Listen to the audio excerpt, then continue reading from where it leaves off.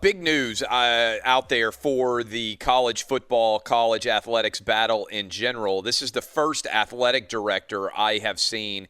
Hunter Yurachek just tweeted on behalf of the Razorback football team that includes my son and each of the Arkansas Razorback student athletes that I represent, serve, support, care for, fight for, and love. Hashtag we want to play. This is the first athletic director I have seen to endorse the We Want to Play hashtag and also go public. Again, I said Senator Marco Rubio has made his statement clear that he wants to endorse this group and that he wants college athletics to go. And now we've got an AD. I'm curious whether we will see additional athletic directors and politicians moving in this direction to combat the Big Ten school presidents who are trying to cancel the college athletics, all college athletics for the fall. We got a VIP who wants to weigh in. Another one, Danny G. Yeah, Tyler in Ohio. Tyler, what you got for me? Hey, Clay, first-time caller, a long-time listener. First off, I want to say that I agree 100% that we should have college football this fall. But let's just say that college football doesn't play. Wouldn't this create some type of opportunity for a third party, like, let's say the XFL, who was recently bought out by The Rock, to try to get something started here real quick, or even next fall, and you want all these college footballs want to be paid.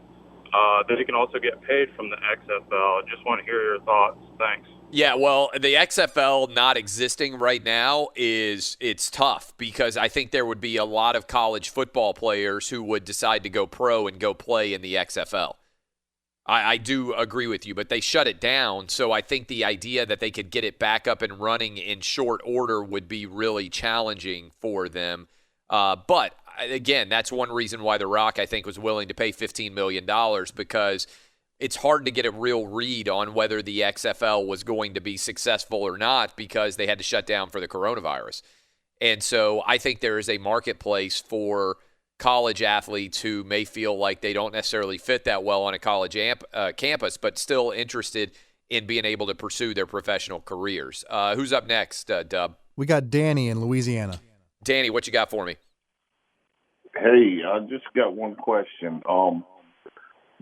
When they do get a vaccine, will the players be forced to take it to be able to qualify to play? Yeah, thanks for the call. My bet would be yes. I mean, if you are going to a college campus, typically you have to provide evidence that you have been vaccinated. My kid is going into a new school. We had to provide evidence that he had been vaccinated in order to be able to go to that school. So yes, is my guess. Now the bigger issue is I don't think players will be at the front of the line to get the vaccine. Assuming that we end up with a vaccine, that's why I think for some of you out there, they're like, well, just play in the spring. They won't play in the spring either. If college athletics gets shut down for the fall, it's not coming back until the fall of 2021 because athletes are not going to be at the front of the line to get the vaccine. Just think about how much criticism sports leagues got for just getting tests. If they suddenly get the vaccine, young, healthy athletes who are not in any danger by and large, before the elderly and immune suppressed who are actually in danger from the coronavirus get it, it is a cataclysmic disaster for the schools and the athletic departments and the conferences. So I suspect that athletes won't get this vaccine until it's available for all regular college kids. And I would think that regular college kids will not be at the front of the line for the vaccine. Who's up next? All right, last one here. We got Mark in Kansas. Mark, what you got for me? Morning, Clay. How are you? Excellent.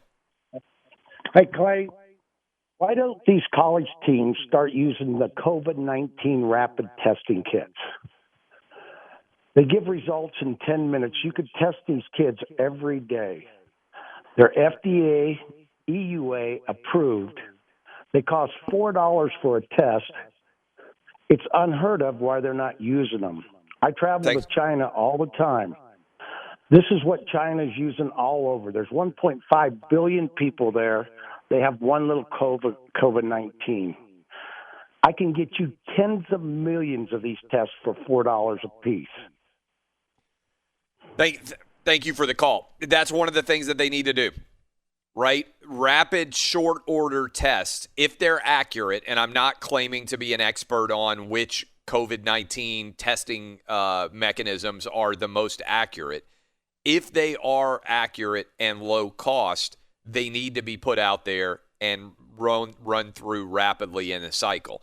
My understanding is that basically the SEC, for instance, which was going to test twice a week, is doing their own testing processes there on campuses, because the advantage that almost all of these schools have is they have major medical research institutions right there on campus. So they're able to set protocols in place to allow the players to be tested and safely do it in a way that is most effective possible, which is why my argument has been college athletes are actually under less risk by far than they on campus than they would be off campus. Like, this to me is, relatively speaking, a no-brainer. I haven't even brought in a lot of you guys. Let me bring in the crew here. What is jumping out to you? What questions do you have, Danny G? Are there any questions? And I'll go around the horn and see if there are any additional questions you guys have about theoretically college athletics being able to be played this fall. I guess besides ADs and coaches jumping into this conversation, who else do you think needs to take note of this in our country and get in on this conversation to really make a difference? I think governors are really, really important in many of these states, because if the colleges are going to be open, which most colleges are going to be open, many of them, if they're public institutions, then I think the governors, because many of these schools are state institutions that are playing college athletics, I think the governor should be involved. You shouldn't allow a university president who is an unelected official to, behind a closed door, make the decision to shut down college athletics without having to be involved in the larger debate about the proper response to the coronavirus, not just for athletics, but for schools in general. For better or worse, politicians have to go in front of the public and actually defend their positions, and then have the public vote whether they think the politicians did a good or bad job. And so the school presidents are not elected by any of the state, any of their state constituency. So I don't even know who the president of the University of Tennessee, for instance, is right now. I live in the state of Tennessee, but a lot of my tax dollars go to support public education at the University of Tennessee. And I'm just using this as an example because I live in Nashville. Well, the governor of the state of Tennessee, I can choose whether or not to vote for him, but I don't get to choose whether or not to vote for a school president. Why should a school president be able to make this decision without having to consider the constituency that is paying his salary? To me, that's why these school presidents shouldn't be allowed to vote behind closed doors. They should have to actually stand up and explain why they're making the decision that they're making, and they should have to answer to the constituency that is paying their salaries. And I'm using the state of Tennessee as an example, but that would be the case to me, whether you live in Texas, Michigan, Ohio, New York, California, Florida, wherever you live across the country. If a state institution is shutting down athletics, then you should have the ability to force that school president to answer for what is being said. And I'm not trying to call out any specific school presidents right now because I don't even know what exactly their perspective is, but they should have to answer questions on shows like mine or in public venues across the country to explain why they are shutting down college athletics and why they're doing it behind closed doors without actually having a robust and uninhibited public debate about that decision. See, at least with democracy, if a governor's making this decision and you disagree with it, you can hold that governor accountable the next time they go in front of the public to be elected. Well, none of these school presidents are elected. We're paying their salary, but we have no control over the decisions that they're making. They shouldn't be able to hide. They should have to answer questions for people like you and me out there who believe college athletics should exist. Unlike most of the leaders in college athletics, we are having a public debate about college athletics and the fall season. Open forums throughout the entire show, open phone lines. We got a lot of people who want to continue to weigh in. So let's go to the phone. Dub, what you got for me? We got John in Tennessee. John, fire away. Clay? Yes. Hey, I was thinking that one of the things I liked last night from the Pac-12 was they met with Larry Scott. They got no they were denied legal representation. And these guys and he did nothing. These guys are finally going to get somebody to represent them and, get these commissioners who are affecting their lives out of the way. So I'll hang up and listen. Yeah, look, the Pac-12 players who are advocating for better medical conditions last night, Trevor Lawrence and Justin Fields tweeted, hey, we need national standards for testing across all of college football and college athletics in general, and then we can play. I think that's smart. I think that whatever the best practices are, it should apply in the SEC, the Big Ten, the Pac-12, Big 12, ACC. There should be a minimum floor given how big these athletic departments are, and whatever that minimum floor is to provide, the conferences and individual schools should be able to go above and beyond that. But I think this is about making everybody safer on campus. If athletes are safer on campus than they otherwise would be, that's a good thing. Who's up next? We got Jason in Grand Rapids. Jason, fire away. Hey, good morning, Clay. Getting to your point about the funding and all that, and all the fun stuff with the presidents. The thing that I don't know that anybody's brought up is with these schools and a lot of the funding that comes along with the Power Five. You got the TV money and everything else, but a lot of money comes from boosters. Yep. And if there's nothing to support, they don't get that money.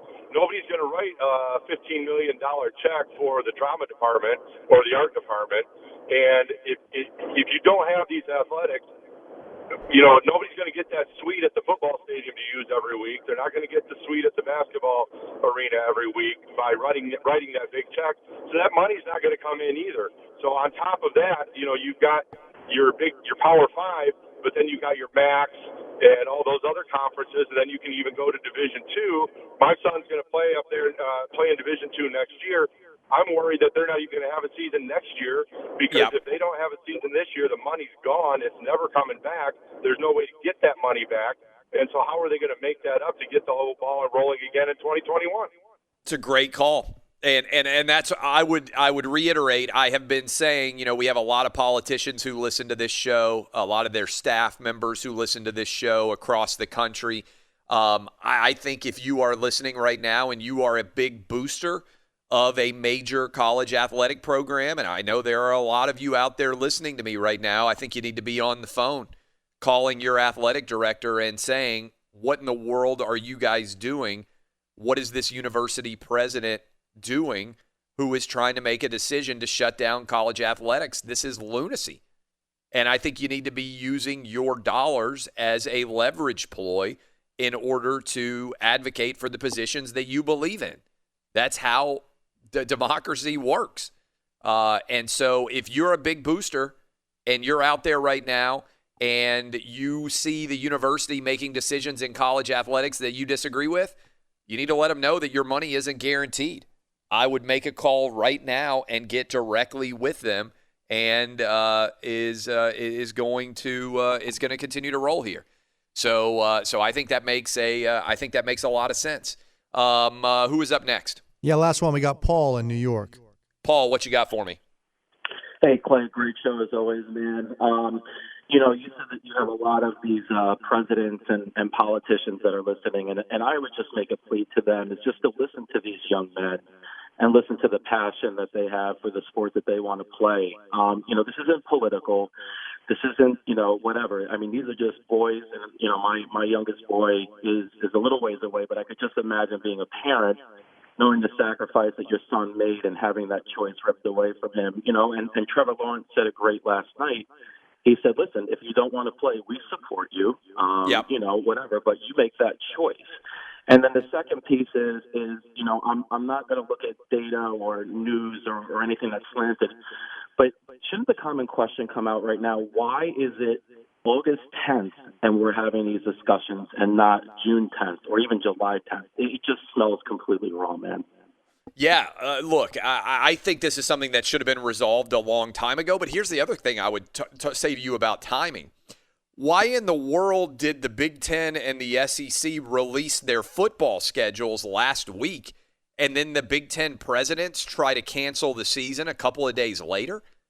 I mean, it is one of the most ridiculous and insane, wild 24-48, you want to say, that we of athletics. I will set the table and what is likely to be coming on an absolutely mad Monday in what is a zany college athletics universe. All that still to come. Appreciate you guys hanging out with us.